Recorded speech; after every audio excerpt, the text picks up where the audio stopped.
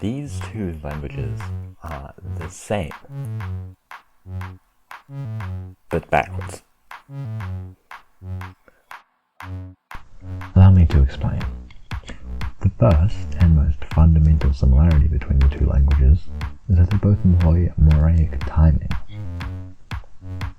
You see, languages can be broadly divided into three categories based on the time it takes them to pronounce phoneme clusters. Syllable timing is the king among these. Large swathes of Romance languages in the tongues of India and China spend the same time on each syllable, regardless of how many letters it contains. You could compare it to fire or earthbending in its relentless flow and rigidity. Stress timing is what we use in English, and it's also used by Slavs and Germanic languages and by Arabs. It ebbs and shrinks and warps depending on what is deemed important, but still aligns with an undercurrent of rhythm. It would be like waterbending. Māori timing is different. It's rarer, sweeter, the airbenders, the accents in the palate.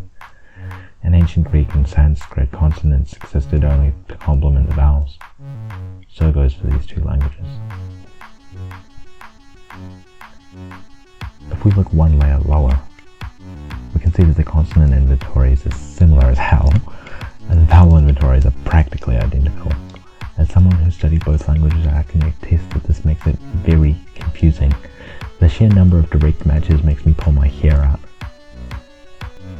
Viz haire and haire. Hiko and hiko. Koi. Koi. Taki. And yeah, just the same taki. How am I meant to remember which is which?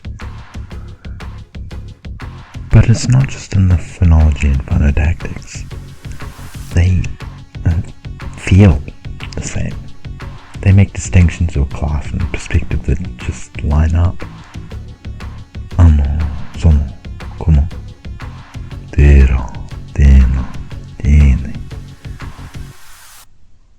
They have little expressions, which on some level are so linguistically complex that most result to using them by vibe.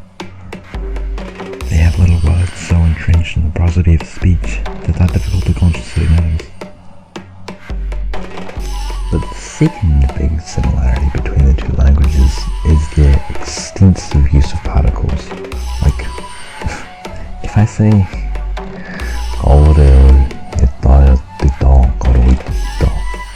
should I really be judged fairly on the rap show?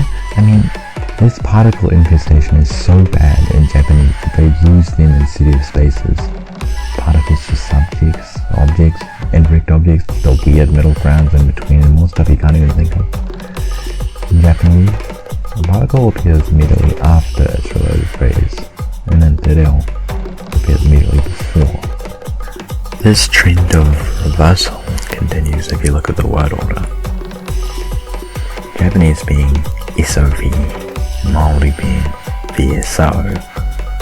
They're not completely reversed from one another, but if you consider that passive sentences are most common in Māori, you'll see that things line up to an uncanny degree. Outermost, the tense is marked for the verb. Moving inwards, you see the verb, then a particle, then the direct object, then another particle, this one marking the subject, and finally the subject.